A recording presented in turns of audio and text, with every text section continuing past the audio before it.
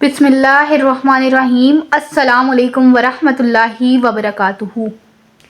आज मैं ऐसी घड़ी के बारे में बताऊंगी जिस वक्त दुआ की जाए तो दुआ कबूल होती है।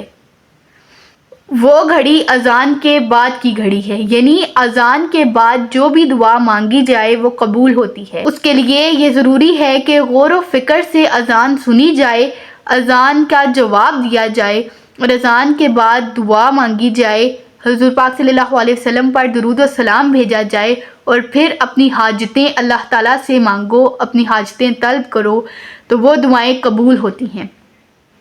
हदीस मुबारका में दुआ की कबूलियत की 3 घड़ियां बयान की गई हैं। हज़रत आयशा रज़ी अल्लाह ताला अन्हु फरमाती हैं, मुसलमान के लिए 3 घड़ियां ऐसी हैं जो भी दुआ इसमें करेगा उसको कबूल किया जाएगा, जब तक कि कतई रहमी या गुनाह की दुआ ना करे। हज़रत आयशा रज़ी अल्लाह ताला अन्हु फरमाती हैं, मैंने अर्ज़ किया, या रसूलल्लाह, वो कौन सी मुबारक घड़ियां हैं? अल्लाह के नबी सल्लल्लाहु अलैहि वसल्लम ने इरशाद फरमाया, पहली घड़ी वो है जब मुअज्जिन नमाज के लिए अजान दे यहाँ तक कि उसको मुकम्मल कर दे। दूसरी घड़ी वो है जब अल्लाह की राह में मुजाहिदीन दुश्मनान खुदा की सफ़ें आपस में भिड़ जाएं, यहाँ तक कि अल्लाह ताला उनके दरमियान फ़ैसला कर दे। तीसरी घड़ी वो है जब बारिश शुरू हो जाए जब तक बंद ना हो जाए। फिर हज़रत आयशा रज़ी अल्लाह ताला अन्हु ने अर्ज़ किया, जब मुअज्जिन की आवाज़ सुनो तो मैं क्या कहूँ? मुझे सिखाएं इन बातों में जिसको अल्लाह ताला ने आपको सिखाया है।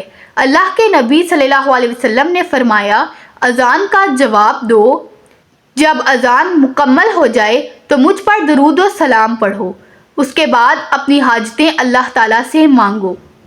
तो इससे ये बात मालूम हुई कि अजान के बाद जो भी दुआ मांगी जाए वो कबूल होती है, बशर्त ये कि अजान को गौर से सुना जाए, अजान का जवाब दिया जाए, उसके बाद हुज़ूर पाक सल्लल्लाहु अलैहि वसल्लम पर दुरूद व सलाम भेजा जाए और उसके बाद जो भी दुआ मांगी जाए वो कबूल होती है।